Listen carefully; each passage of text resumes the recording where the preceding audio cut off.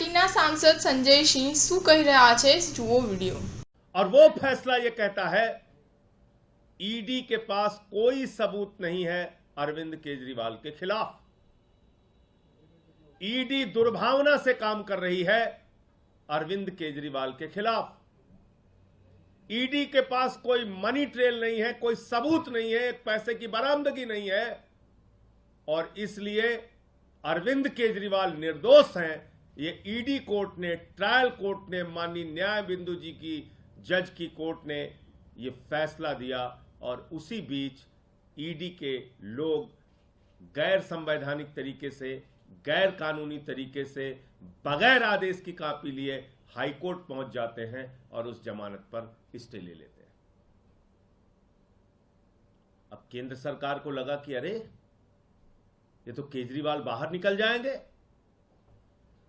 जिस सीबीआई ने कहा जांच पूरी हो गई है, 2 से 3 हफ्ते में फाइनल चार्जशीट दाखिल हो जाएगी, उसको केंद्र सरकार ने कहा, बीजेपी की सरकार ने कहा, मोदी की सरकार ने कहा जाओ तुरंत अरविंद केजरीवाल पे नया मुकदमा लिखो और उनको गिरफ्तार करो।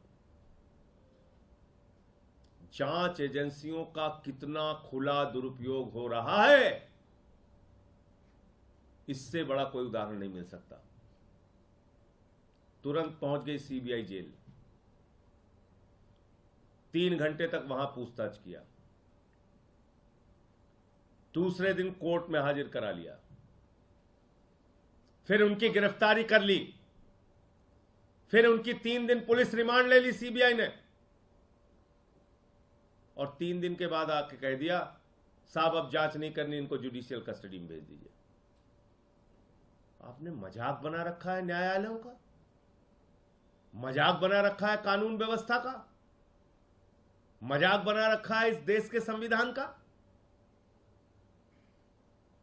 एक मुख्यमंत्री जिसको आपने 2 साल तक गिरफ्तार नहीं किया, कोई सबूत नहीं थे आपके पास, लाखों पन्ने आपने छिपा के रखे हुए हैं ईडी सीबीआई ने, और अचानक आपको लगा कि अरे ये तो बाहर निकल जाएंगे, सुप्रीम कोर्ट से भी ट्रायल कोर्ट की जमानत पर मुहर लग जाएगी, उससे पहले आपने फर्जी मुकदमा लिखा, उनको गिरफ्तार कर लिया। किसके इशारे पे? मेरा सीधा आरोप है केंद्र सरकार के इशारे पे, भारतीय जनता पार्टी के इशारे पे, प्रधानमंत्री नरेंद्र मोदी के इशारे पे।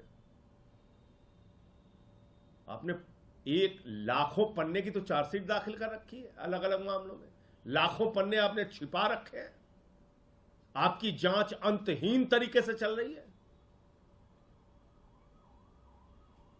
मुकदमे पे मुकदमा लिखे जा रहे हो। तो कल कह दिया साहब जुडिशियल कस्टडी में भेज दीजिए। तो 2 बातें साफ हो गई। नंबर 1, मनीष सिसोदिया के मामले में कोई सबूत नहीं है ईडी और सीबीआई के पास, सिर्फ उनकी जमानत को रोकने के लिए भारत के सर्वोच्च न्यायालय में खुलेआम ईडी और सीबीआई के द्वारा झूठ बोला गया।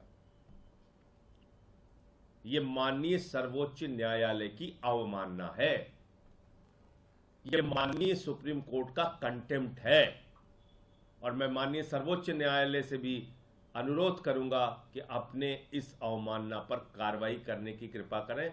आप इसके ओर भी ध्यान दें।